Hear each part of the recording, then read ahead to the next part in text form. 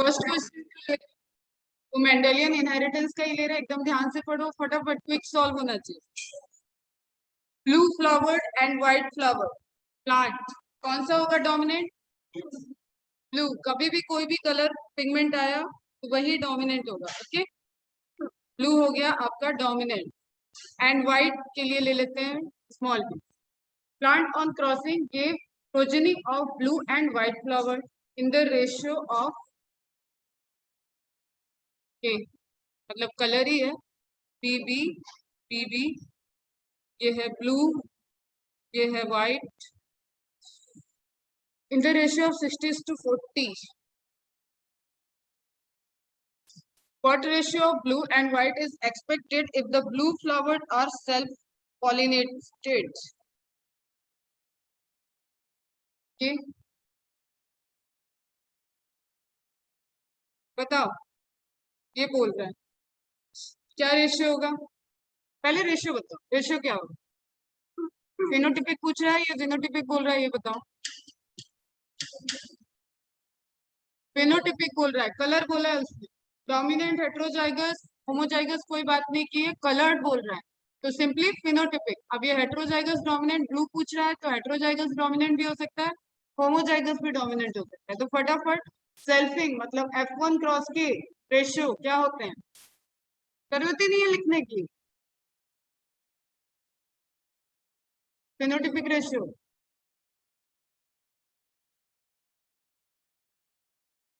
3:1। कौन सा रेशियो आ रहा है? कोई नहीं, नियर बाई आओ फटाफट। कोई भी 3:1 नहीं है एग्जैक्टली। नियर बाई कौन है? हो गया सॉल्व, करके देख लो अगर मन है। 90 क्वेश्चन सॉल्व हो जाए, फिजिक्स हो जाए, केमिस्ट्री हो जाए, तो बबलिंग करने के पहले एक बार वेरीफाई कर, लेकिन रुकना नहीं है। ये सब क्वेश्चन सॉल्व करते वक्त रुकना नहीं है। ऑप्शन देखा और फटाफट समझ में आया, हमने डिकोड किया कि वो बोल क्या रहा है। अब ना 60-40 में उलझना है, ना इधर गए ना इधर गए ना इधर गए, किसी को रेशियो को कन्वर्ट करने नहीं बैठे हैं। क्लियर? हमने सिर्फ लगाया है दिमाग कि वो क्या बोल रहा है। F1 जनरेशन की बात किया, F1 में सेल्फिंग कराया उसने। नाउ अब वो F2 जनरेशन के रेशियो की बात कर रहा है। हमें पता है 3:1 फिनोटिपिक रेशियो है, 1:2:1 जीनोटिपिक रेशियो है। ब्लू कलर की बात किया इसलिए फिनोटिपिक में जाना है। अब नियर बाय जो भी है डोमिनेंट होगा ब्लू, तो हमें ये दिख गया 3:1 का रेशियो। ये नियर बाय नहीं है, ये भी नियर बाय बिल्कुल ही नहीं है, ये भी नहीं। ये दो तो एकदम से कट हो रहा है। आप रेशियो कैलकुलेट करने का कोई नीड नहीं है। Is it clear? सभी को क्लियर है? आयुष, प्रफुल्ल, ये डॉट कौन आ गया? चला भी गया। वेरी, साची, सार्थक, श्वेत,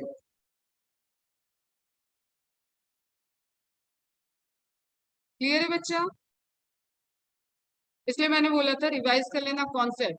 आज कॉन्सेप्ट में नहीं जाएंगे। Next, a self fertilising tri hybrid. Tri hybrid है प्लांट्स फॉर्म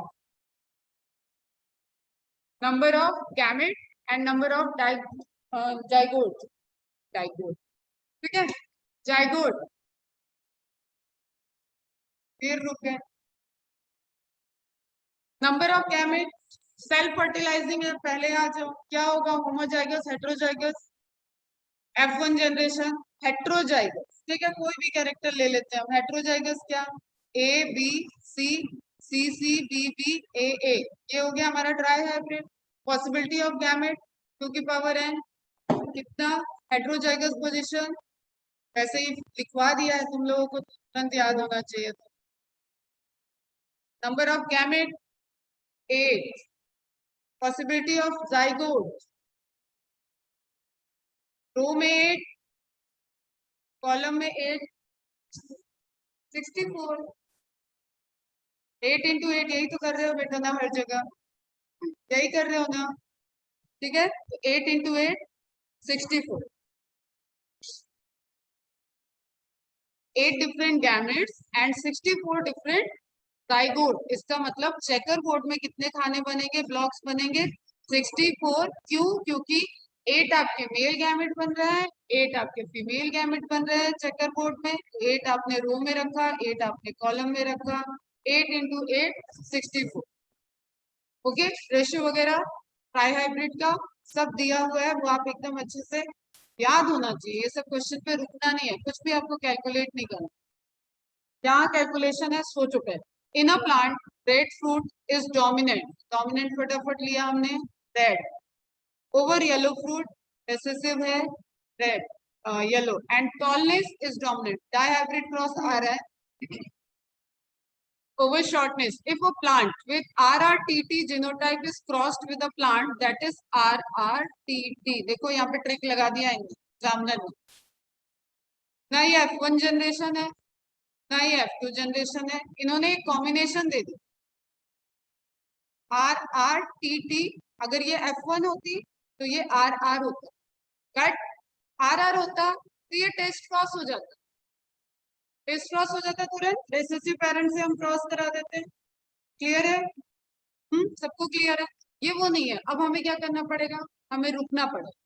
ट्रिक्स से बता देती हूँ पहले। ट्रिक में क्या है, आर आर को अलग कर लो, मतलब आर को अलग कर लिया आपने, किसका किसका क्रॉस है, मोनोजाइगोस मोनोहाइब्रिड क्रॉस में इसको कन्वर्ट कर दो तुरंत। टॉल टॉल को अलग क्रॉस कर दो, कैपिटल टी स्मॉल टी ले लिया, स्मॉल टी ले लिया, तो मोनोहाइब्रिड में इसको कन्वर्ट कर। अब हमें पता है कि आर अगर एक साइड से कैपिटल है, होमोजाइगस डोमिनेंट है, कोई भी कॉम्बिनेशन बना लो हेट्रोजाइगस ही रहेगा। इधर से क्योंकि एक ही प्रोबेबिलिटी है, इधर से एक ही प्रोबेबिलिटी है, 100% ये डोमिनेंट आएगा और 100% क्या रहेगा, हेट्रोजाइगस डोमिनेंट। इसका मतलब हमें एक आंसर मिल रहा है कि यहाँ पे रेड फ्रूट तो 50% मिलेंगे ही मिलेंगे, सॉरी 100% रेड फ्रूट मिलेंगे, क्योंकि कोई भी कॉम्बिनेशन ऐसा नहीं हो सकता जिसमें कैपिटल आर ना आए, और एक भी डोमिनेंट आया तो फिनोटाइप आपका डोमिनेंट हो जाएगा। क्लियर है इतनी बात? तो हमें एक आंसर मिल गया, ऑल फ्रूट्स आर रेड। है क्या कहीं ऐसा option? Red fruit red fruit red fruit, okay, red से सॉल्व नहीं होगा ये। दूसरे पे आ जाते हैं, टी टी, तो this is test cross, this is test cross का रेशियो 1:1, ओके, मतलब 50% टॉल 50% डॉल। नाउ कोई कॉम्बिनेशन ऐसा जिसमें ऑल 75% तो एकदम कट होगा, कोई बात ही नहीं है इसकी। टॉल 50%, मेरे तो सॉल्व हो गए, बाकी दो ऑप्शन देखते हैं। All the of spring will be toll, ऐसा नहीं हो रहा है क्योंकि 50% ही आएगा, वो टेस्ट क्रॉस को शो कर रहा है। 25% will be toll with red fruit, red fruit तो 50% आ चुका है ऑलरेडी, ये भी कट हो, ओके। ये तो थी ट्रिक कि आपको वहां पे दिखा नहीं, तो आपने डाई हाइब्रिड क्रॉस को, क्योंकि independent assortment is the law of transportation, inheritance का लॉ है, तो रेड हो या आप कलर की बात करो या हाइट की बात करो, वो इंडिपेंडेंटली असॉर्ट हो अपने अपने रूल के अकॉर्डिंग। क्लियर? आप डाई हाइब्रिड को तुरंत मोनो हाइब्रिड में तोड़ सकते हो। Is it clear? ये बात समझ में आई? डाई हाइब्रिड को मैंने मोनो हाइब्रिड में क्यों तोड़ा, क्योंकि they are independently assorted. Red colour का कोई रिलेशनशिप नहीं है कि हाइट क्या हो, ओके, हाइट का कोई रिलेशनशिप नहीं है कि फ्रूट का कलर क्या हो।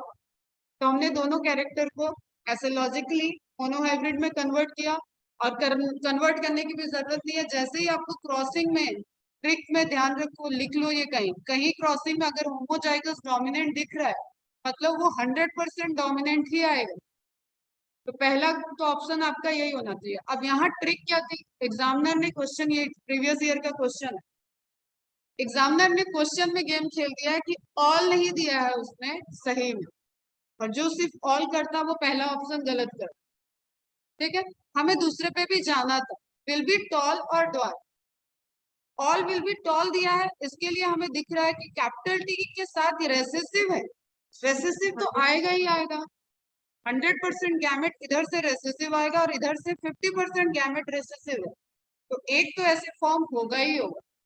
और अगर हमने ये पकड़ लिया कि वो टेस्ट क्रॉस है, हमें तुरंत पता चल गया ये 1:1 का रेशियो देगा, 50% टॉल 50% शॉर्ट। ठीक है, तो जब हमें ये मिला तो अब हमें देखना था कि ठीक है, ऑल तो रेड होंगे ये हमें पता था, लेकिन इसमें ऐसा कोई ऑप्शन नहीं है जो रेड और डार्क के या टॉल के कॉम्बिनेशन में फिट बन रहा था, इसलिए हमें आना पड़ा 50% will be toll with red.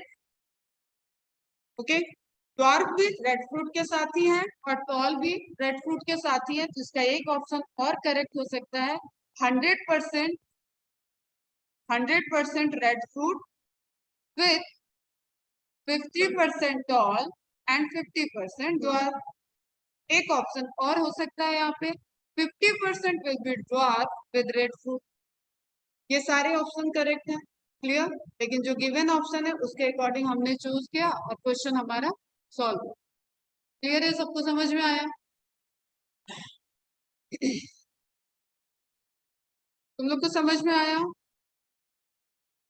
Ayush, Ninad, Partha, Praful, साची, सार्थक, श्वेत, यश।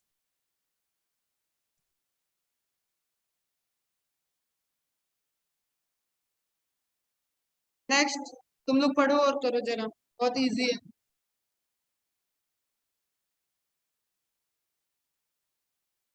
सिंपल है ये तो। If a cross is made between, एकदम प्योर लाइन ले लिया, F1 progeny will be C, option C, genotypically AA and phenotypically capital A. Yes, correct. ठीक है, सारे हमें जो बनेंगे वो F1 जनरेशन में यही मिलेंगे। तो जीनोटिपिकली क्या हुए वो हेट्रोजाइगस डोमिनेंट, और जो उनका फिनोटाइप आएगा, फिनोटाइप किसका आ रहा है? डोमिनेंट का आ रहा है, इसलिए ये आपको यहाँ पे कैच करना। Is it clear? तो ये आप क्वेश्चन के सेट याद रखोगे, ये आपका काम आएगा कहाँ पे? Mendelian inheritance. अब डिजीज वाले क्वेश्चन में एक दो डिजीज का नाम ऐड करना है, तो आप हाथों हाथ नोट कर लो, फिर हम न्यूमेरिकल करा।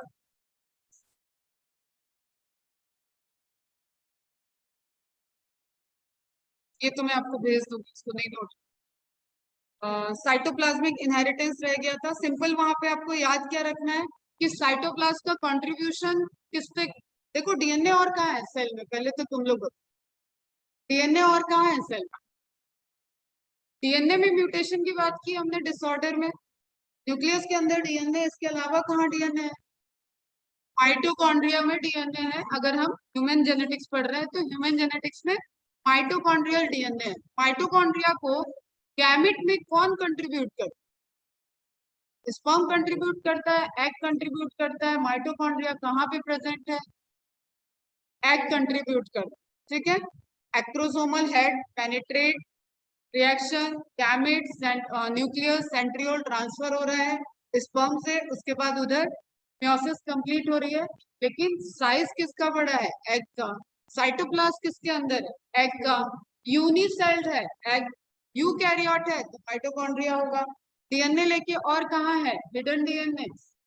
माइटोकॉन्ड्रिया में, क्लियर। माइटोकॉन्ड्रियल डीएनए अगर म्यूटेटेड हुआ तो भी डिजीज होगा, क्लियर। उस पैटर्न में आपको डिजीज को देखना पड़ेगा कि वो आपको सिर्फ ऑप्शन से होगा, आपके लेवल देखना पड़ेगा। ना ऑटोसोमल फिट बैठा, ना सेक्स लिंक फिट बैठ रहा है, तो क्या हो सकता है यहाँ, ठीक है। तो वहां पे आपको साइटोप्लाज्मिक इनहेरिटेंस चेक करना होगा।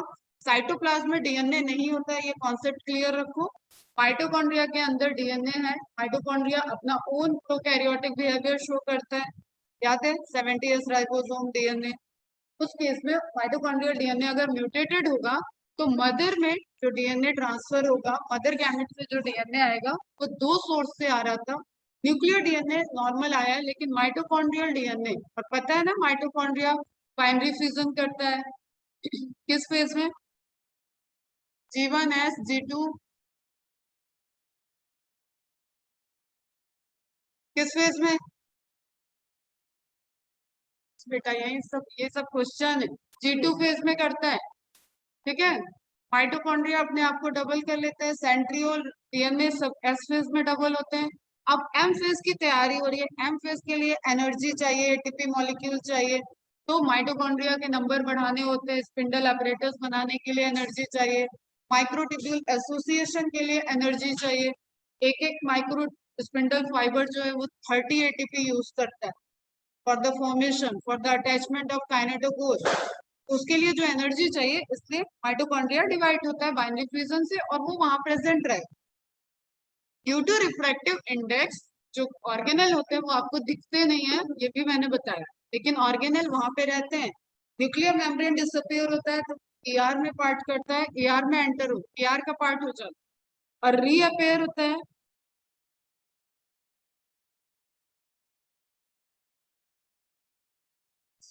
ये कौन है मैसेज कर, ये मैम आपकी cell.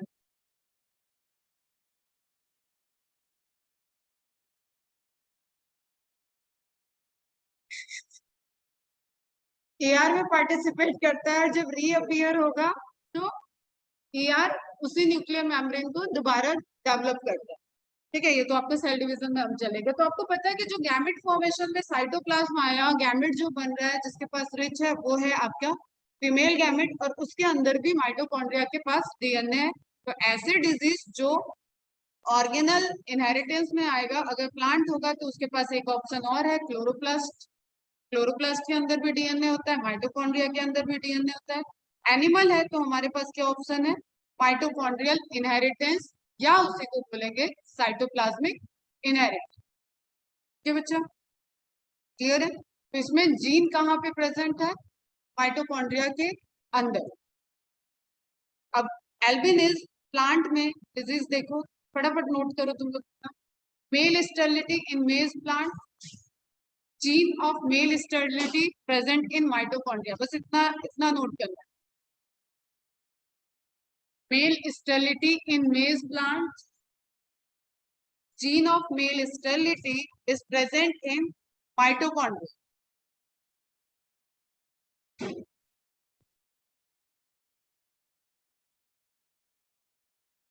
Albinase in plant, gene of albinase found in chloroplast, and it is again एक information और ऐड करना, lethal। आपको पता है lethal आएगा तो वो डेथ हो जाएगी, रिपोर्टेड नहीं होगा। कैरियर के फॉर्म में पॉपुलेशन में रह गए। Albinase in plant, gene of albinase found in chloroplast, maize में disease lethal।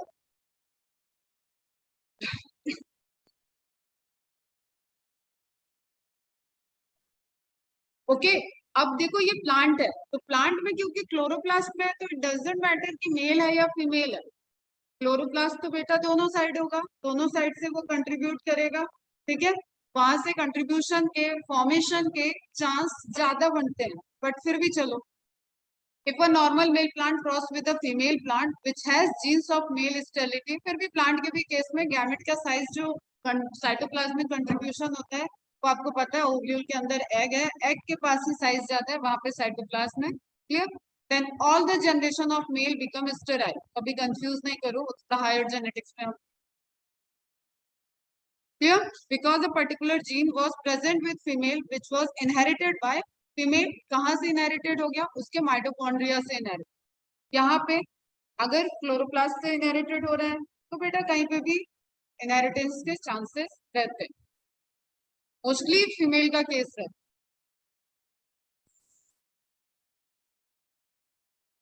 एक और नोट करो, फर्स्ट डिस्कवर्ड बाय कोरेंस, भाई कोरेंस जो साइंटिस्ट पहले भी आ चुके हैं, मिराबिलिस जलापा में।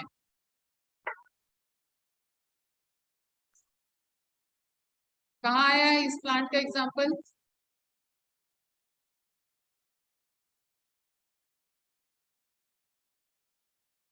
मिराबिलिस जलापा।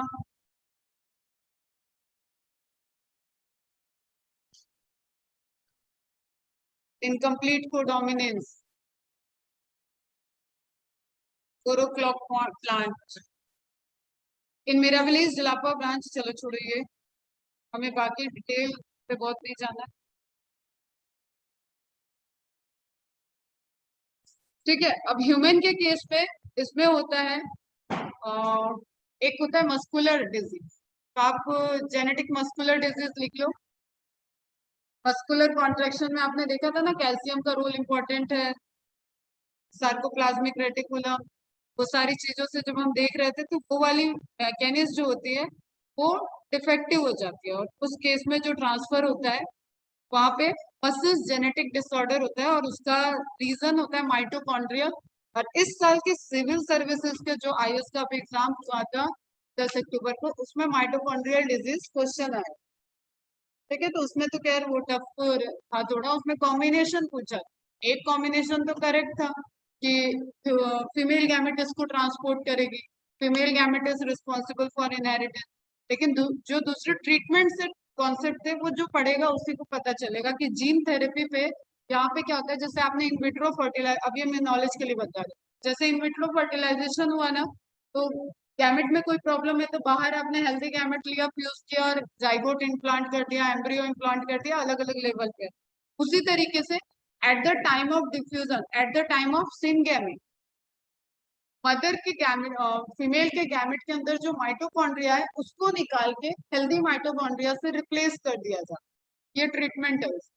तो माइटोकॉन्ड्रियल रिप्लेसमेंट, क्योंकि माइटोकॉन्ड्रिया बाइनरी फ्यूजन करता है, माइटोकॉन्ड्रिया के अंदर जाके आप जीन को नहीं ठीक कर सकते हो इतनी इजीली।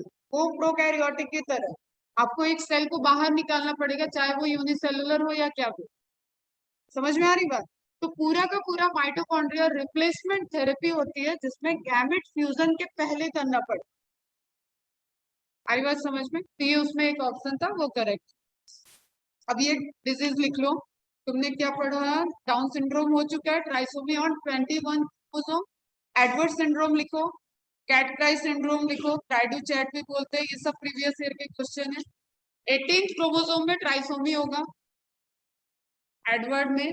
पेटाओ में 13 ट्राइसोमी, 13 क्रोमोसोम, 3 होंगे नंबर में, होमोलोगस पेयर के जगह एक एक्स्ट्रा आ जाएगा, trisomy. And cat cry syndrome, cri du chat, बच्चे के रोने की आवाज। Partial deletion of short arm 5th chromosome, deletion, aberration है, क्रोमोसोमल एब्रेशन का एग्जांपल पता है ना, क्रोमोसोम का फ्रेगमेंट डिलीट हो गया, तो क्रॉसिंग ओवर के टाइम डिलीट हुआ लेकिन दोबारा उसके पास कोई फ्रेगमेंट नहीं आया, वो डिलीट ही रह गया। तो डिलीट हुआ, अगर वो फ्रेगमेंट कहीं और जुड़ा होगा तो डुप्लीकेशन भी हुआ होगा। क्लियर?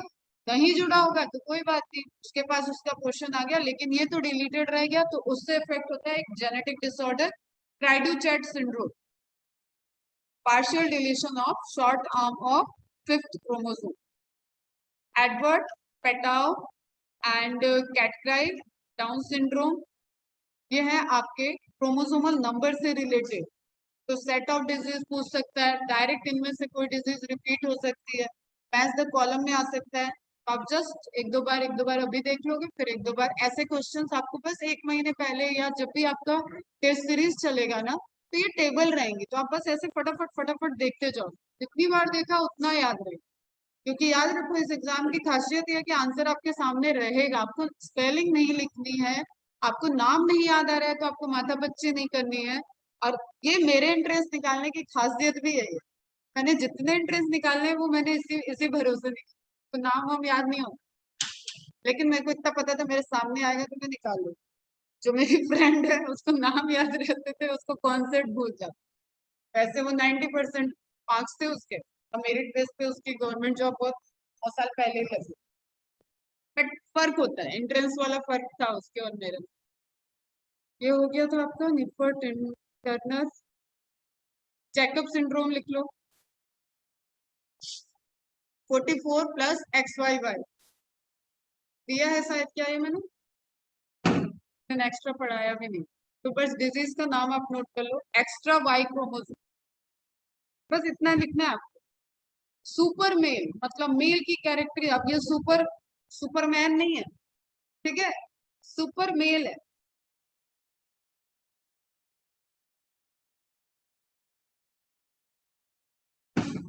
ये मत समझना कैप्टन अमेरिका के एज होगा, ऐसा कुछ नहीं, दैट इज डिजीज। ओके, तो डबल वाई आया तो सुपर मेल, मेल तो पूछेगा नहीं, ये टर्म आएगा जैकब सिंड्रोम। हाँ,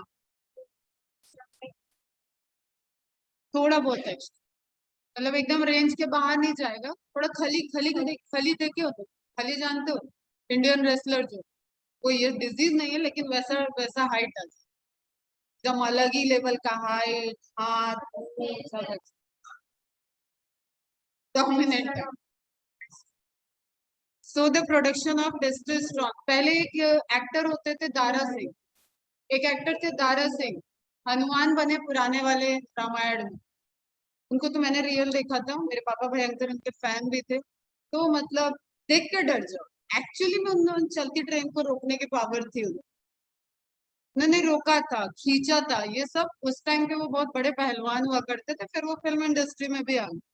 तो ही वॉज, पता नहीं कैसे इतनी पावर कहाँ से ला, बट थे। ओके, तो इसमें टेस्टोस्टेरोन इंक्रीज होगा, दो लाइन है, समझ सकते हो। This individual have testosterone increase हुआ तो भाई मेंटली रिटार्डेड होगा ही, वो criminal bent of mind, rapist, ये सारी चीजें उसके अंदर बाय बर्थ आ रही है। वो बेचारा रेप करना नहीं चाहता, लेकिन उसके हार्मोन रेप कराएंगे, मतलब इस तरीके के रिटार्डेशन उसके अंदर आने के चांसेस हैं। सुपर फीमेल में एक एक्स क्रोमोसोम एक्स्ट्रा डाल दो, 44 plus x x x triple x. Mental retardation, तो देखो बेटा, कोई भी जेनेटिक डिसऑर्डर ले आओ, सबसे पहले डैमेज तो मेंटली होता है, और आज तक का अभी ये सब डिकोड नहीं हो पा रहा है कि इतना इफेक्ट मेंटली क्यों होता है, नर्वस सिस्टम पे बहुत ज्यादा इफेक्ट होता है। Super female multi X mental retardation is proportional to the number of X chromosome, sterile female. तो ये थी कुछ इंफॉर्मेशन जो आप नोट डाउन कर लो। अब हम लोग दूसरा एक लेते हैं, एमसीक्यूज फटाफट किसका सॉल्व करना है, लिंकेज क्रॉसिंग हो, डिग्री भी करनी।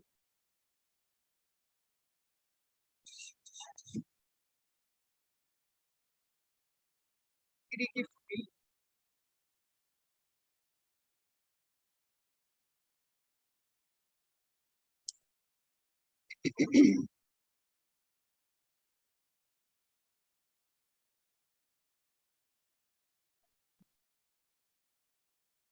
चलो बच गए है, इसमें पेडिग्री बहुत सारी कर लेंगे सर।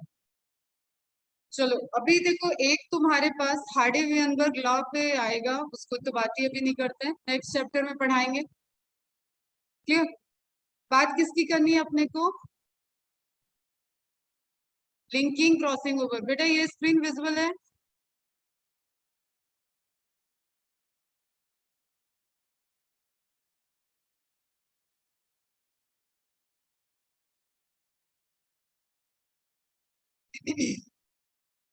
तुम लोगों ने नोट कर लिया? से आया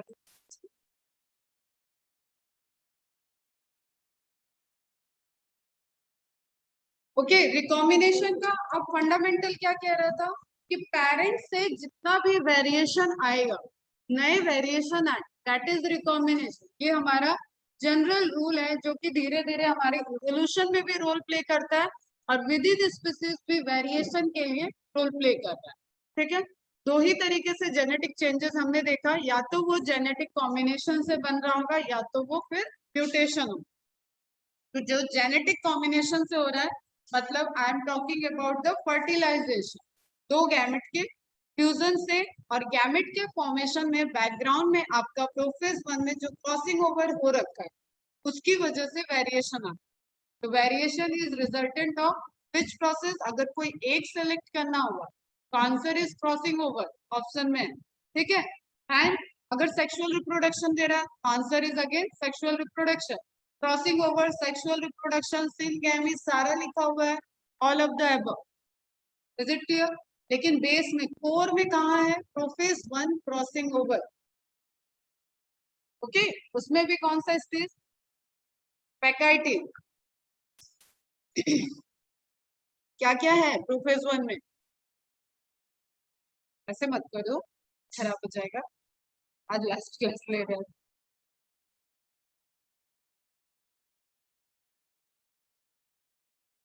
अरे बताया था ना, तुम लोग ऐसे क्या लिखते हो, फिजिक्स में ऐसे वो लिखते हो ना, ऐसा यूनिट वगैरह बढ़िया से, वैसे ही याद कर लो इसको, L Z P T square, leptotene, zygotene, लैक्टा पहले थ्रेड, जाइगो मतलब होमोलोगस पेयर, पैकाइटिन मतलब जो क्रॉसिंग ओवर होना है आपका सारा वो सब होगा। डिप्लोटीन अलग होना स्टार्ट हो जाएगा। डायाकाइनेसिस पूरा कंप्लीटली काइजमेटा वाला भी टूट जाएगा और सब अलग हो जाएगा। तो LZP-D²। डिप्लोटीन और डायाकाइनेसिस में याद रहना चाहिए, डिप्लो मतलब जुड़ा हुआ है, डाया मतलब पूरी काइनेसिस हो चुकी है, डायाकाइनेसिस अलग अलग हो गया। इसमें क्रॉसिंग ओवर आपका कहाँ हो रहा था, पैकाइटिन वाले। तुम गलत बोल रहे हैं क्या, ऐसे क्यों? सही तो बोल रहे हैं। तुम लोग को याद नहीं आ रहा है? अभी बोलने पे तो याद आना चाहिए। तो LZP-D²। आके मैं सेल साइकिल सेल का टेस्ट लूंगी, वो बता रही हूँ तो एकदम से सबसे इंपॉर्टेंट चैप्टर को छोड़ रहा हूँ। तो recombination is basically dependent on जो यहाँ पे पैकाइटिन में क्रॉसिंग ओवर हो रहा है उस पे डिपेंडेंट। ओके, और नए नए कॉम्बिनेशन इसी गैमेट फ्यूजन की वजह से न्यू कॉम्बिनेशन आ रहे हैं। अब हमारी कुछ फंडामेंटल थे कि नंबर ऑफ लिंकेज क्या होता है, कौन बताएगा? Number of linkage is equal to किसी स्पीसीज की नंबर ऑफ लिंकेज क्या होती है?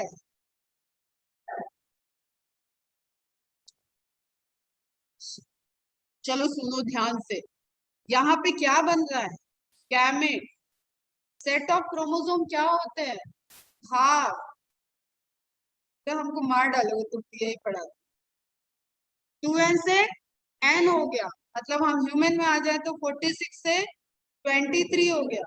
लिंकेज की maximum number of linkage is equivalent to haploid number of chromosome of that particular species. तो ह्यूमन की एक इंडिविजुअल में मैक्सिमम लिंकेज 23, मेल में मैक्सिमम लिंकेज, मेल में 24 क्योंकि उसके पास XY दोनों है। ह्यूमन पॉपुलेशन में मैक्सिमम लिंकेज अगेन 24। तो समझ में आया? प्रोसोफिला में कितनी है प्लॉइडी? प्रोसोफिला में number of chromosome, number of chromosome drosophila. Pea plant कुछ तो बता दो।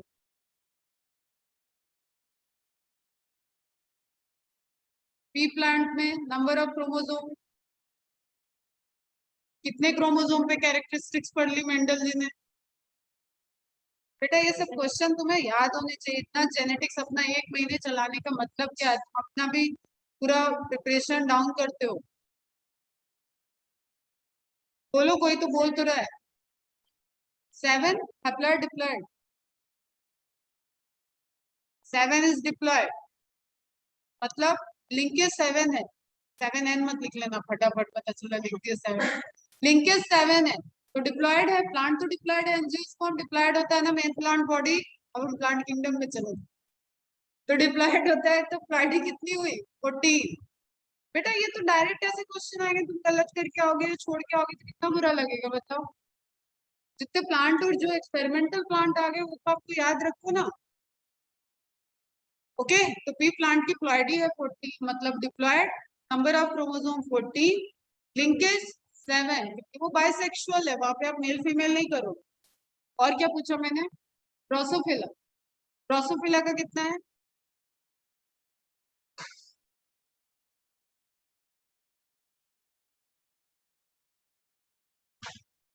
4, लिंकेज है 4, क्रोमोसोम नंबर 8 मतलब डिप्लॉयड 8 एंड डिप्लॉयड 4।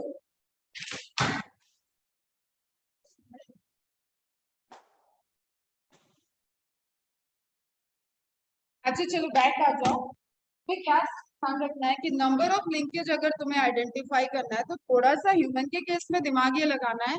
एक ह्यूमन की जो कैरियोटाइपिंग है हैप्लॉइड की, या एक क्रोमोसोम पे जितने भी जीन, सेंटेनिक जीन बताया ना मैंने, आपस में लिंक होते हैं, दैट इज लिंकेज। एक क्रोमोसोम के ऊपर प्रेजेंट जितने भी जीन है वो सब क्या होते हैं, एक लिंकेज होता है। इतनी बात समझ में आई? एक लिंकेज है बेटा। कितने क्रोमोसोम में वेरिएशन कितने, 22 को 22 से तो फिर काउंट करने का कोई मतलब नहीं है।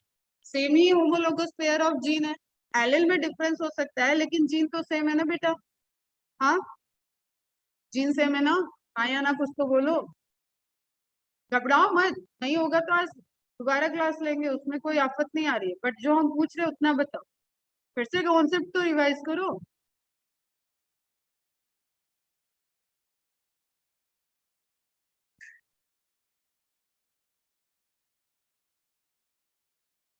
ठीक है, ड्रोसोफिला में 8। इतनी बात याद आई कुछ?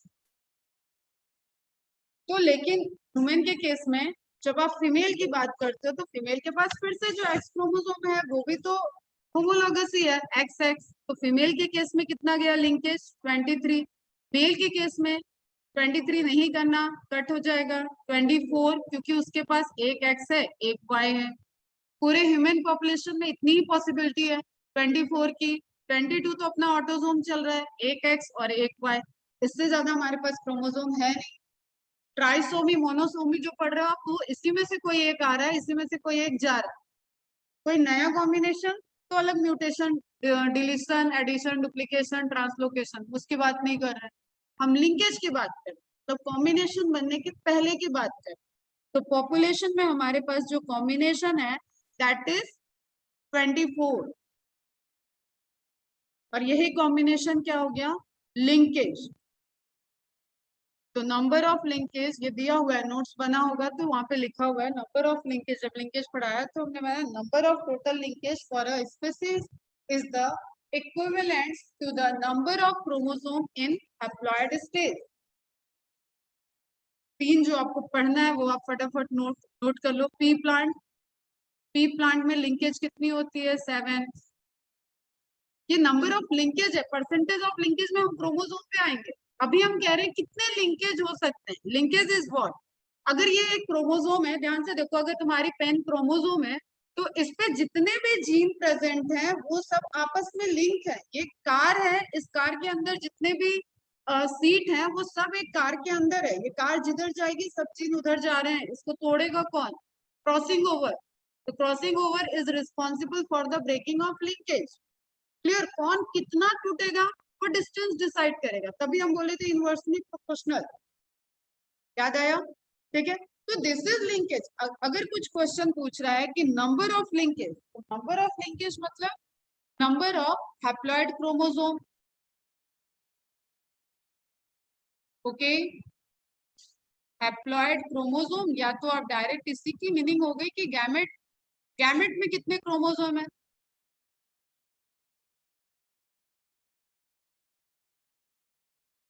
एग्री करते हो? हाँ, क्लियर बच्चा, सबको समझ में आया? मुझे समझ में आ रहा है?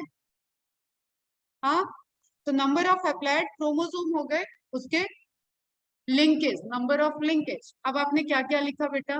मेल, मेल ह्यूमन में linkage 24, female linkage 23। 22 plus 1 2, 22 plus एक ही आएगा इसमें से।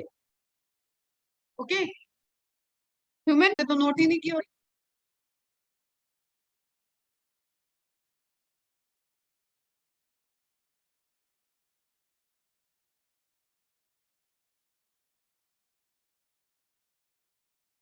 नोट डाउन कर लो फटाफट। अब हमें समझ में आ रहा है कि यहाँ पे जो वेरिएशंस आ रहे हैं वो रिकॉम्बिनेशन की वजह से आ रहे हैं। ओके, तो recombination fraction is a measure of the distance between two loci. मतलब ब्रेकिंग ऑफ लिंकेज की बात होगी, दो लोकेशन के बीच में कितना ब्रेकिंग होगा और कितना रीज्वाइनिंग होगा, एक्सचेंज ऑफ डीएनए फ्रैगमेंट हो रहा है, एक्सचेंज ऑफ क्रोमोसोमल फ्रैगमेंट हो रहा है, उसी के रिजल्टेंट आपको नए नए कॉम्बिनेशन मिलेंगे। Two loci that show 1% recombination, ये सब नोट होना है, नोट करना है आपको। न्यूमेरिकल सॉल्व करने के लिए इंफॉर्मेशन चाहिए आपको। 1% recombination are defined as being 1 centimorgan. CM से दे देगा और तुम सोचोगे कि क्या दे दिया ये, चीफ मिनिस्टर के बारे में पूछ रहा। वैसे ही तुम्हारे चीफ मिनिस्टर इतने महान भी। ओके, तो 1% रिकॉम्बिनेशन मतलब 1 सेंटीमॉर्गन, दैट इज अ यूनिट, और इसी को बोलते हैं मैप यूनिट। 1% रिकॉम्बिनेशन आया, मतलब डिस्टेंस कितनी थी, एक थी, और इतने ही रिकॉम्बिनेशन बनने के चांसेस थे। कम रिकॉम्बिनेशन बने मतलब लिंकिंग ज्यादा है, लिंकिंग ज्यादा है। Maximum linkage 100%, minimum linkage 50%, maximum crossing over 50%, ये सब बताया हुआ है। तो कल रात को क्या रिवाइज किया तुमने? जो लिखा था कि revise the concept, be prepare, याद आया? as being one centimorgan apart on a genetic map। Genetic map का मतलब फिर से वही, एक क्रोमोसोम पे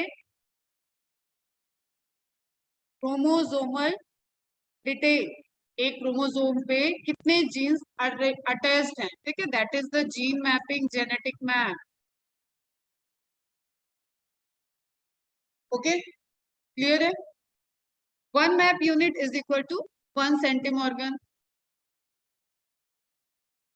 क्लियर है बात?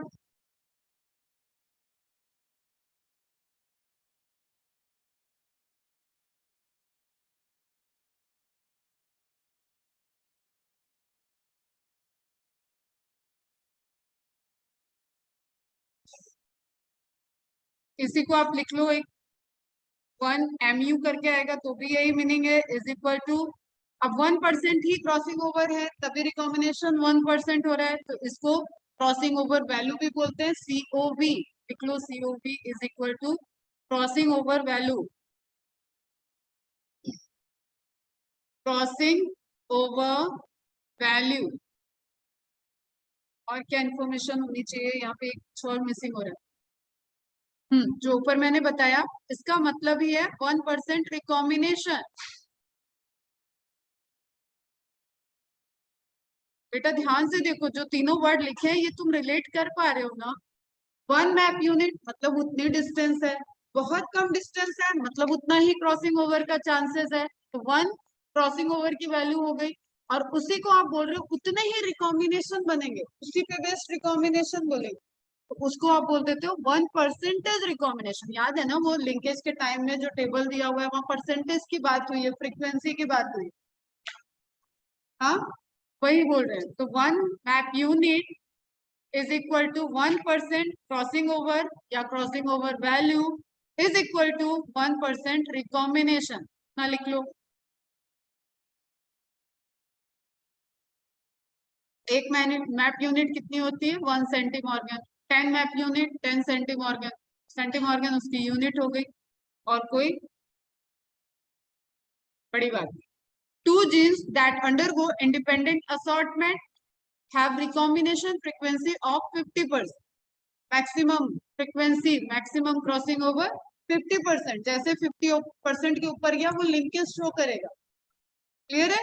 वो सेपरेट नहीं हो रहा है, इसका मतलब वो पेरेंटल कॉम्बिनेशन शो कर रहा है। And are located on non homologous chromosomes और far apart on the same chromosome. Complete linkage पढ़ाया था, 100% लिंकेज बहुत ही रेयर कंडीशन होती है, ना के बराबर है कि क्रॉसिंग ओवर न हो, जेनेटिक वेरिएशन न हो। किसी एक पर्टिकुलर हो सकता है, होमोलोगस पेयर के बीच में नहीं हुआ तो कोई बात नहीं, तो हमारा जब सेट ऑफ क्रोमोसोम बनेगा तो उसमें कोई वेरिएशन नहीं आएगा, तो उस क्रोमोसोम में लिंकेज नहीं है। एक कैरेक्टर के लिए आपने देखा होगा कि लिंकेज नहीं है, ठीक है, जैसे एकदम मदर के हेयर का ही मदर बेटी का हेयर आ गया, तो हम कह देंगे कि यार वैसे तो हेयर पॉलीजेनिक चला गया, कोई और कैरेक्टर देखते हैं, जैसे स्किन कलर भी पॉलीजेनिक हो गया, आई कलर भी हो गया।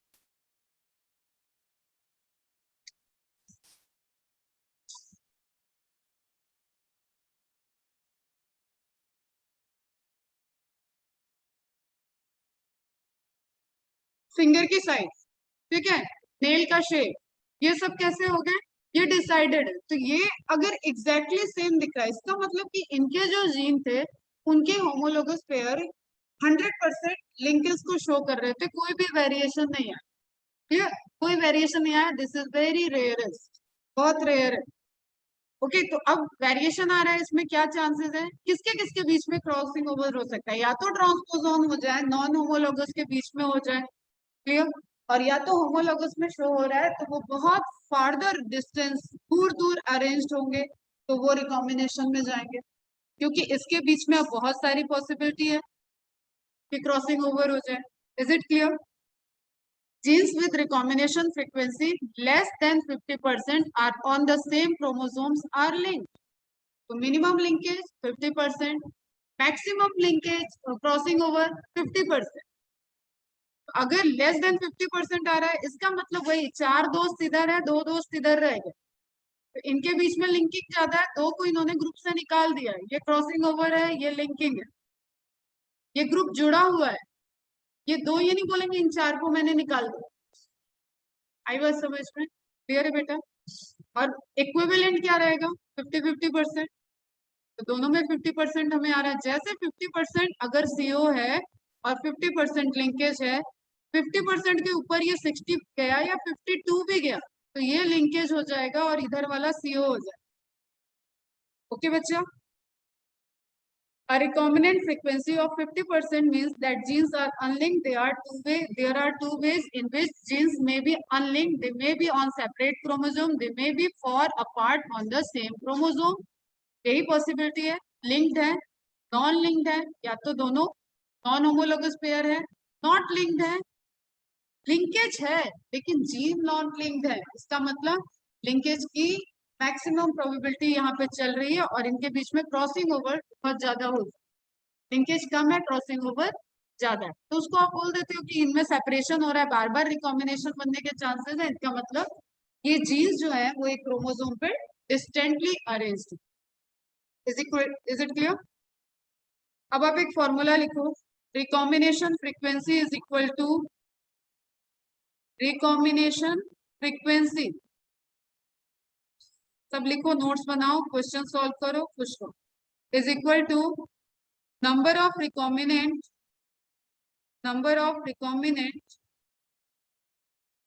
upon total number of frequency, total number of split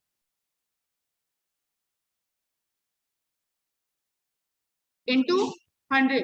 percentage में आएगा इसलिए into 100.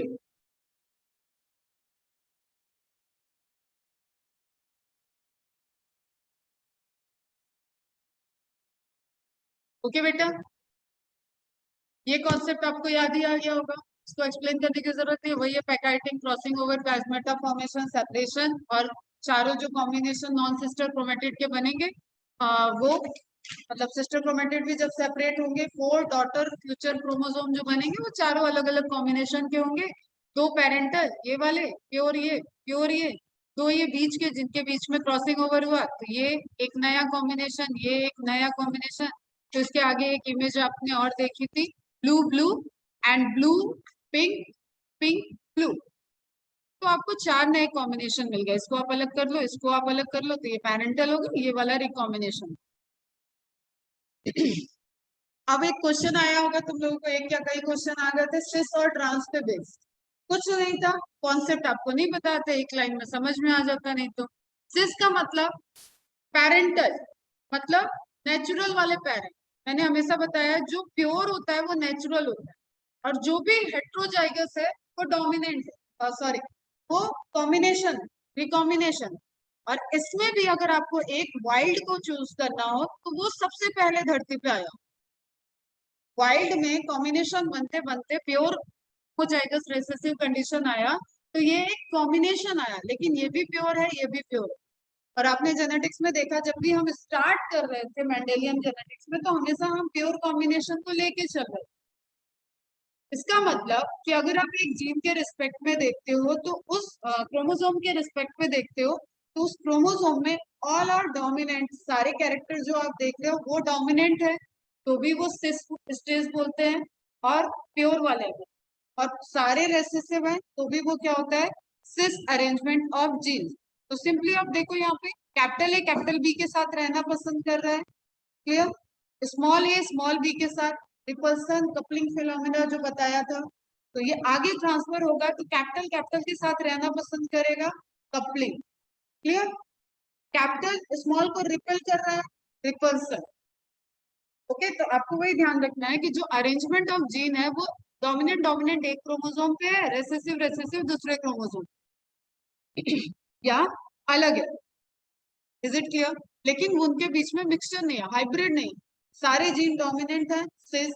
सारे जीन रेसेसिव है जिसके बारे में आप बात कर रहे हो, तो सिस। ट्रांस क्या हो गया? Trans is trans transfer, transversion, कुछ भी आप ऐड कर दो, मतलब नया कॉम्बिनेशन। नया कॉम्बिनेशन क्या हो सकता है? कैपिटल ए के साथ स्मॉल बी चला जाए, कैपिटल बी के साथ स्मॉल ए आ जाए, यही कॉम्बिनेशन हो सकता है यहाँ पे, चाहे इस साइड ले जाओ चाहे उस साइड ले जाओ। तो मतलब हाइब्रिड वाली आप जब भी बात कर रहे हो, अब ऐसे क्वेश्चन में आपको डिकोड कर लेना है तुरंत। उस अरेंजमेंट बोला है, मतलब वो होमोजाइगस कंडीशन की बात कर रहा है, या तो वो ए की बात कर रहा होगा, या तो वो ए बी की बात कर रहा होगा, दो कैरेक्टर होंगे, या तो वो ए की बात कर रहा होगा, या तो वो ए बी की बात। लेकिन कंडीशन ये है, दोनों डोमिनेंट दोनों रेसेसिव, जितने भी जीन की बात हो रही होगी वो डोमिनेंट डोमिनेंट, सिस रेसेसिव रेसेसिव, सिस डोमिनेंट रेसेसिव। और ये कंडीशन हमेशा दो कैरेक्टर पे अप्लाई होगा बेटा, ध्यान देना। ट्रांस के लिए तो आपको दो कैरेक्टर चाहिए ना, कंपैरिजन किससे करोगे? Minimum you need two character. A को बी से कंपेयर कर रहे हो, बी को सी से करो, सी डी ई कितने भी लिख दो, उसमें कॉम्बिनेशन है, कोई कैपिटल है कोई स्मॉल है, ठीक है। तीन स्मॉल हो गए, मतलब तीन रेसेसिव है, दो डोमिनेंट है, तो ये क्या हो गया? This is again trans arrangement of gene. तो सिंपल आप ऐसे छोटा सा इमेज बना लो, आपको क्लियर है, सिस एंड ट्रांस अरेंजमेंट। अब क्वेश्चन सॉल्व करें। हाँ, पहले क्रॉसिंग ओवर करते हैं, फिर पेडिग्री देखते हैं, अगर आज नहीं हुआ तो कोई बात। कितने बजे है दूसरी क्लास में? 10, तो 9:30 से 10 गैप, ठीक है।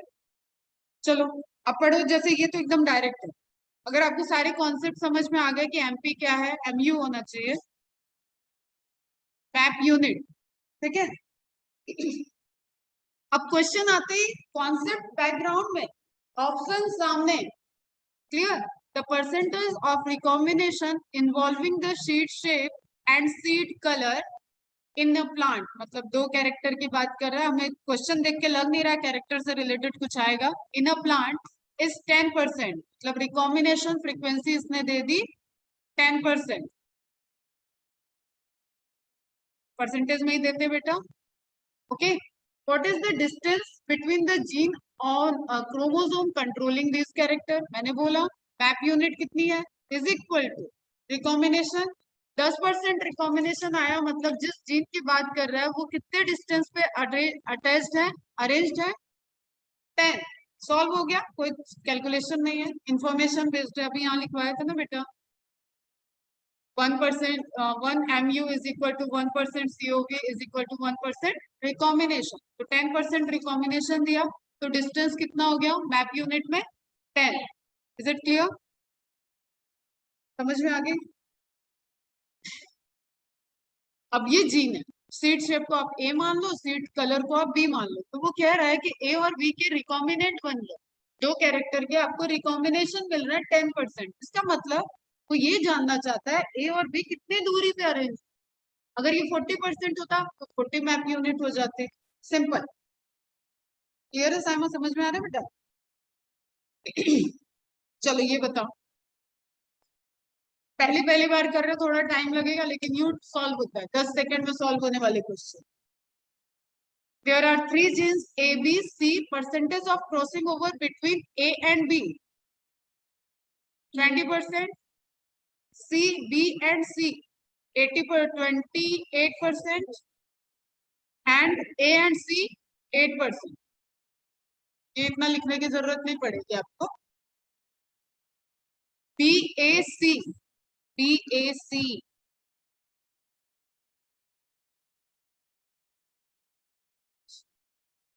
देखो इसकी ट्रिक ये है कि जो सबसे पहले सबसे लेंथ हाई दिया है, सबसे ज्यादा रिकॉम्बिनेशन दे दिया है या मैप यूनिट दिया है, इसका मतलब वो जीन जो है वो सबसे ज्यादा डिस्टेंस पे है, तो उनको दो कॉर्नर पे आपने सेट कर दिया, ओके। अब इसको जस्टिफाई करो, BAC लिखा या CAB लिखोगे एक ही बात है। AB के बीच की डिस्टेंस 20, AC की डिस्टेंस 8। अब यहाँ पे वैल्यू दिया है आपका, तुरंत हो गया ये सब। अब ये ऑप्शन में CAB भी हो सकता था, BSc भी हो सकता है। कहाँ दिख रहा है आपको? BSc, it is correct. Clear है? तो आपने ट्रिक में देखो, ट्रिक ऐसे भी है कि आप AB लिखो, 20 लिखो, BC लिखो, AB लिखो और बोलो इनके बीच की डिस्टेंस 20 है। फिर आपने लिखा कि B और C लिखोगे आप 28, तो A और C कितना आ गया? 28 प्लस 20, 48। 48 दिया था क्या? नहीं दिया था, जाने की नीड ही नहीं थी। अपन करके देखेंगे तो ऐसे ही टाइम जाएगा ना एग्जाम में, उल्टा पुल्टा कॉम्बिनेशन बनेगा। तो ट्रिक क्या है कि सबसे पहले जो सबसे ज्यादा डिस्टेंस पे है उसको अरेंज कर दिया हमने। तो बी और सी सबसे लॉन्गर दिया था, 28 हो गया। अब बी और सी के बीच में हमें ए को अरेंज करना। अगर वो पूछ लेता कि कौन नियरेस्ट है कौन फारदेस्ट है, तो फिर आपका थोड़ा और क्वेश्चन इसमें डेप्थ में जाता। लेकिन उसने कुछ पूछा नहीं है कौन कहाँ अरेंज्ड है, किसके कौन पास है, तो आपका क्या आ जाता है? ए सी के पास है। ठीक है, तो डिस्टेंसली अगर वो इमेज देके पूछेगा तो आपको इस तरीके से अरेंज करना पड़ेगा, ताकि वो जैसे आप ग्राफ बनाते हो ना, तो आप कुछ कंसीडर करते हो, कोई पैरामीटर लेते हो लेंथ को। ठीक है, उसी तरीके से ए और सी को आपको पास रखना है, बी और सी को आपको 28 पे रखना है, और ए सी 8 है और ये आपको दूर दिखना चाहिए रखने में।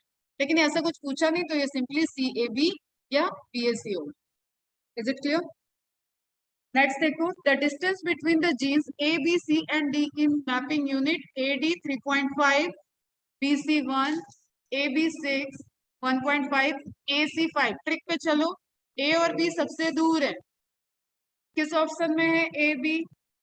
ये कट, ये कट, यहाँ है, यहाँ है। नाउ A के पास C है, A के पास C है, C और A का डिस्टेंस 5, A के पास D है, A और D का डिस्टेंस दिया है क्या? 3.5। कौन आ गया पास? छोटा कौन है? D। अब हमें ये मिल गया। अब C को रख के हम एक बार जस्टिफाई कर लें कि हम सही रखे हैं या नहीं। C बच रहा है, तो A और C या D और C कौन सी वैल्यू दिया हुआ है? A से देखना है, A और C दिया हुआ है 5,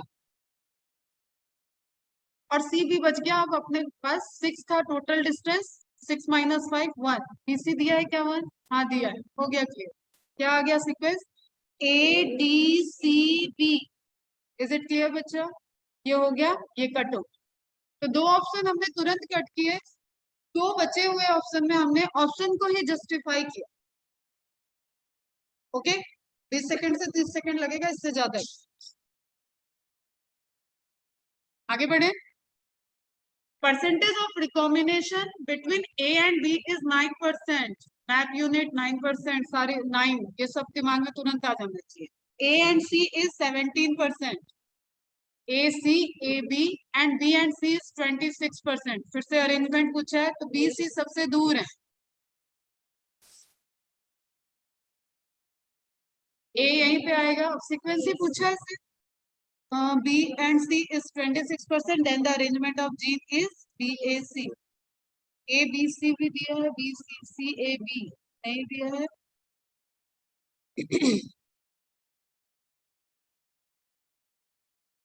ओके, जस्टिफाई कर ले। 26 करेक्ट है, 26। C और B, C और B 17, नहीं ये तो दूर जा रहा है, क्या हो गया? A and C is 17, B and C 26। अच्छा ठीक है, A and C 17, 26 minus 17 9, B and A 9 हो गया। ठीक, जस्टिफाई करने के लिए रुकने की जरूरत नहीं है, बाद में फुर्सत मिलेगी तो देखना, अदरवाइज तुरंत सॉल्व। अब इसके पीछे फिर से कॉन्सेप्ट है, आपको पता तो होना चाहिए ये क्या है। जब आमना सामना ही नहीं हुआ, इससे आपको पता नहीं है दे क्या रहा है। आपको ध्यान होना चाहिए, मैम ने बताया है, प्लस मतलब वाइल्ड, वाइल्ड मतलब डोमिनेंट। अब इतना याद है तो ये डिकोड हो गया तुरंत। डोमिनेंट प्लस यहाँ शो क्या कर रहा है यही नहीं याद है तो हम उलझ जाएंगे। प्लस हमें पता है कि प्लस जो है वो डोमिनेंट स्पीसीज को, डोमिनेंस स्पीसीज में डोमिनेंट जीन को शो करेगा, डोमिनेंट एलील को शो कर रहा है।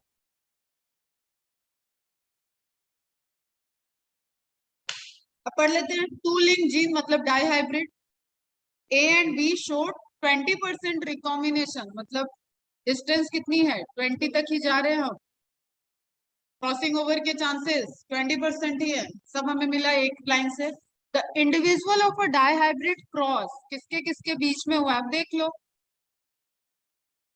प्लस प्लस प्लस प्लस पूरा ही डोमिनेंट आ रहा है, क्या इसके इसके साथ कोई रेसेसिव एक्सप्रेस होगा?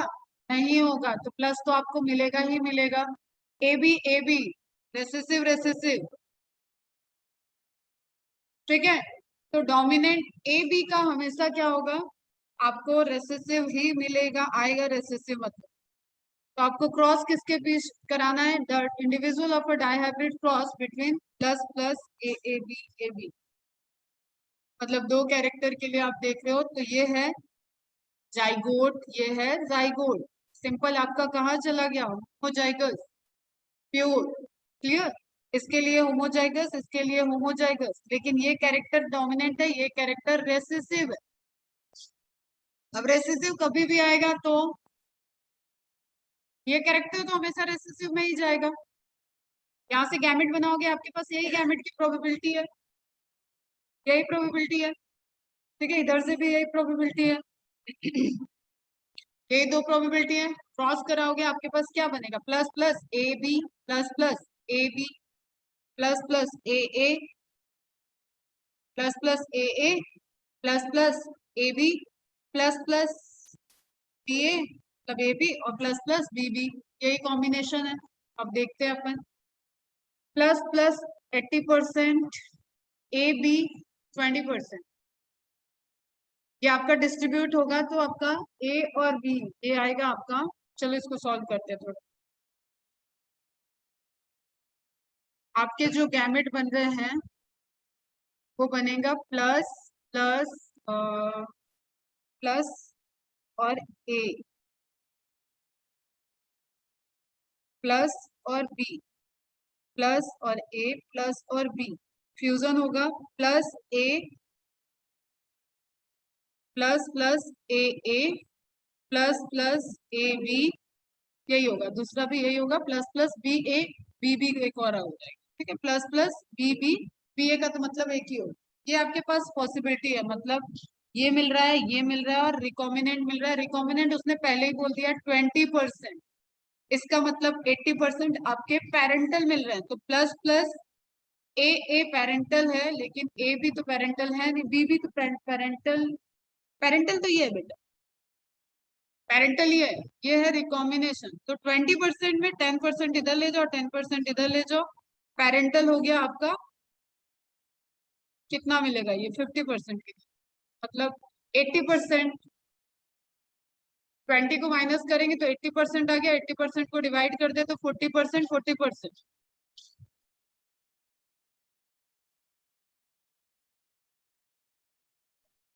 अब देखो आपका किस कॉम्बिनेशन में प्लस ए, गैमेट दिया हुआ है, जाइगोट तक तो जाना ही नहीं था, पहली गलती मेरे से हुई, जाइगोट नहीं बनाना था आपको, गैमेट देख, गैमेट प्लस प्लस 40 बनेगा, हाँ बनेगा। प्लस प्लस 80 ये नहीं बनेगा क्योंकि हमने कितना बनाया, प्लस प्लस 80,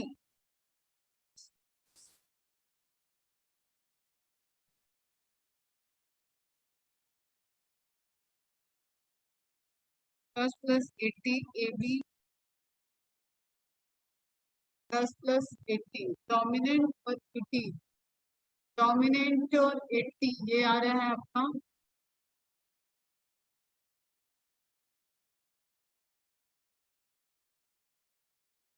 प्लस प्लस 80 नहीं बनेगा।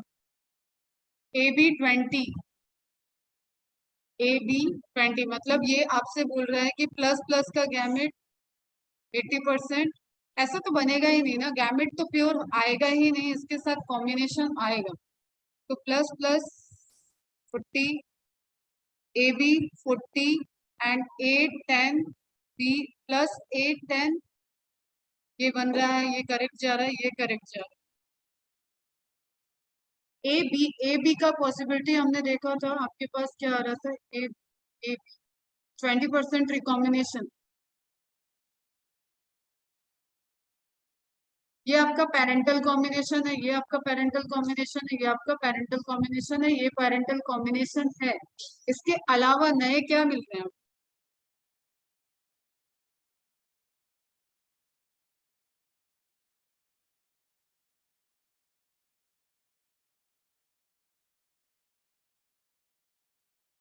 यार ये कुछ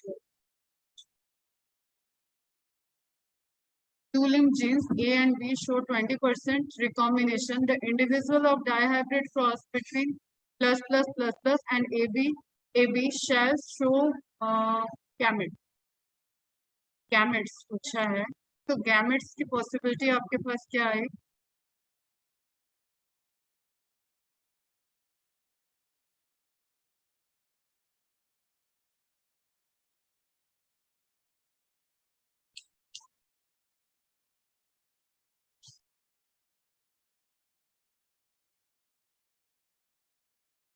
हाँ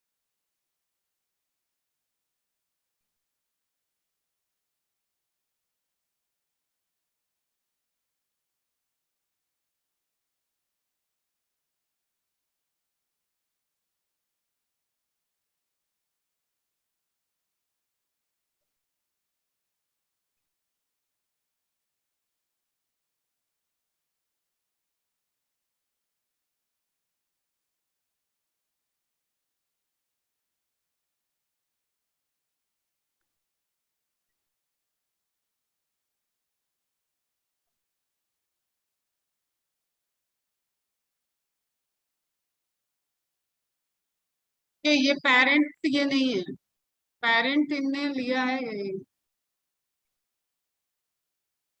ठीक है वो इसको दो कैरेक्टर बोल रहे हैं, ए और बी को दो कैरेक्टर बोल रहे हैं। ठीक है और प्लस प्लस तो प्लस से जब कॉम्बिनेशन आएगा तो एक प्लस दूसरे कैरेक्टर को शो कर रहा है, एक प्लस दूसरा, तो यहाँ पे प्लस प्लस आएगा और यहाँ पे ए भी ही आएगा। क्लियर? अब इसमें ये हो गया आपका पेरेंटल गैमेट। तो इसके परसेंटेज भी 40% होंगे क्योंकि रिकॉम्बिनेंट 20% है, इसके परसेंटेज भी 40% होंगे। इन दोनों का कोई भी कॉम्बिनेशन आएगा मतलब प्लस ए प्लस बी, ये होगा आपका रिकॉम्बिनेंट। प्लस और ए मतलब जो आपका सिंबॉलिक रिप्रेजेंटेशन है और जो आपका अल्फाबेटिक रिप्रेजेंटेशन है वो दो कैरेक्टर के लिए नहीं है। उन्होंने बोला है कि ये एक पेरेंट है, ये एक पेरेंट। क्लियर? तो ये पेरेंट है तो इसकी पॉसिबिलिटी ऑफ गैमेट क्या है? प्लस प्लस, एक प्लस यहाँ से एक प्लस यहाँ से। यहाँ पे आपको वो वाला रूल में जो मैं लगा रही वो गलत लगा रही थी ना कि प्लस दो प्लस एक साथ नहीं आ सकते, ए भी आ रहा है। तो यहाँ पे वो नहीं शो कर रहा है, उन्होंने ऑलरेडी दे दिया है।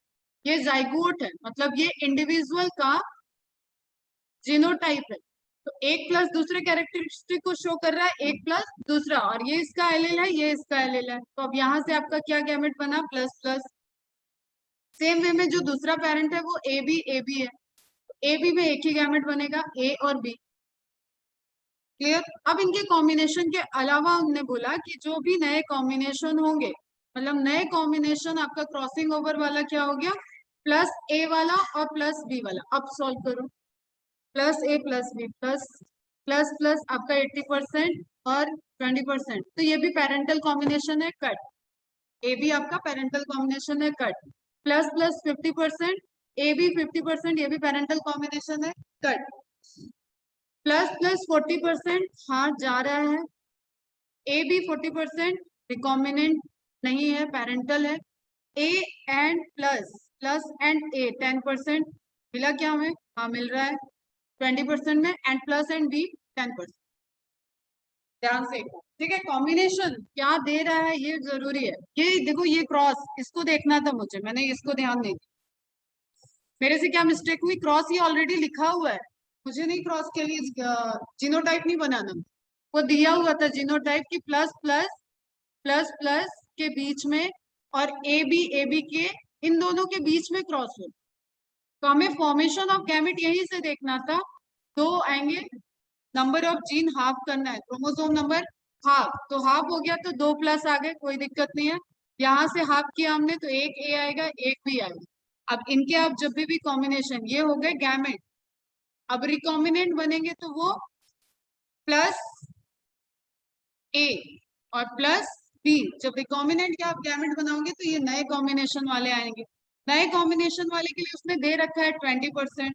इसका मतलब प्लस प्लस का और ए बी का चांसेस कितना है, टोटल मिला के 80% है। 80% में अब इक्वली डिस्ट्रीब्यूटेड है ये, तो 40%, 40%। ओके, अब यहाँ पे पॉसिबिलिटी कितनी है, 10% और 10% की। अब ये पूरे मिलेंगे आपको, तो ये यहाँ पे आपको दिख रहा है plus A plus B, 10% 10%, and ये हो गया आपका पेरेंटल कॉम्बिनेशन 40% 40%। क्लियर है, ऐसी मिस्टेक नहीं करनी है।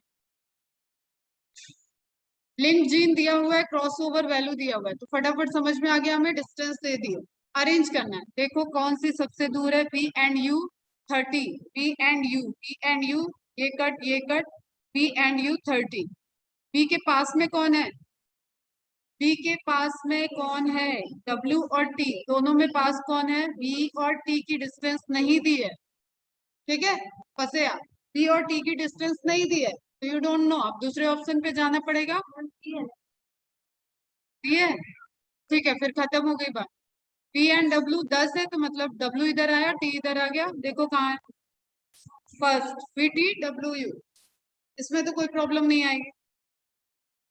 चलो पढ़ो, in maize coloured endosperm, endosperm, maize colour endosperm, angiospermic endosperm, triploid ही चला गया है, ध्यान से, इज डोमिनेंट ओवर, लेकिन देखते हैं इसकी जरूरत पड़ रही है क्या, तो नॉलेज जाने की जरूरत पड़ेगी क्या। Endosperm, coloured endosperm is dominant over colourless, तो एक अपने को डोमिनेंट मिला, एक रेसेसिव मिल रहा है। एंड फुल एंडोस्पर्म, बात नहीं बेटा, ध्यान से देखो, इज डोमिनेंट ओवर श्रंकेन, मतलब शेप को देख रहा है और कलर को देख रहा है, dihybrid. When a dihybrid of F1 generation was test crossed, मतलब CR और CCRR के बीच में क्रॉसिंग होनी है, CCRR, okay, test cross. It produced 4 phenotypes in the following percentage: color and full 1:1:1, ये हमें रेशियो याद होना चाहिए। Colour and full 45%, colour and shrunken तो dominant, fully dominant, dominant heterozygous में कलर के लिए डोमिनेंट है, लेकिन श्रंकेन आपका रेसेसिव जा रहा है। Colourless and full 4%, colourless and shrunken fully recessive, ये आपका मिल रहा है क्या, पेरेंटल कॉम्बिनेशन, ये फुल्ली डोमिनेंट, ये फुल्ली रेसेसिव, बीच में आ रहा है recombination. From these data, what would be distance between the two non-allelic genes? Two non-allelic genes कौन से हैं? C और R. इनके बीच के डिस्टेंस पूछ रहा है, कितना आया बेटा? अब इनकी परसेंटेज आपकी कहाँ जा रही है? तो टोटल नंबर ऑफ फ्रीक्वेंसी, जो फॉर्मूला निकाला है उससे देखो आप।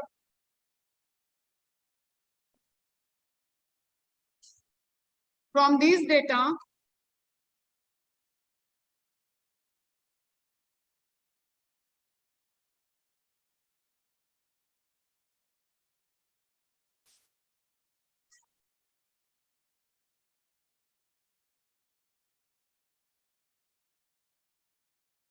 बोलो बोलो करो।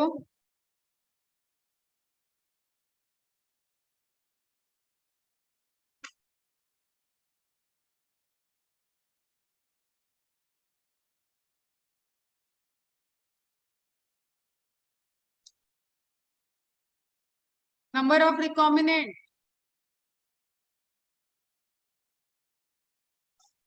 टोटल नंबर ऑफ ऑफस्प्रिंग, दी नहीं है, परसेंटेज दिया है, तो हम इसको 100% कर लें। 45, 46, 80, 6, 5, 11, 91, 5, 4, 9, 100 हो गया, इंटू 100, यहीं पे मत क्रॉस कर देना फटाफट, ठीक है।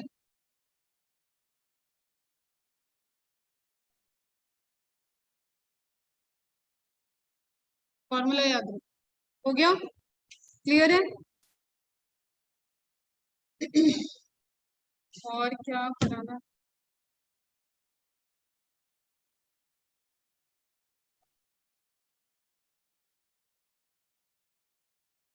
ये तो हैप्लॉइड डिप्लॉइड वाला करते हैं अपन बाद में। अच्छा, एक पेडिग्री में आपकी पेडिग्री डिस्कस नहीं हुई थी, ये आपको देखो थ्योरी में कहीं नहीं दिया हुआ है। ये डिजीज का नाम भी ध्यान रखना, myotonic dystrophy, this is dominant disease. ये थ्योरी में नहीं है, ये आपकी इमेज में है एनसीईआरटी में।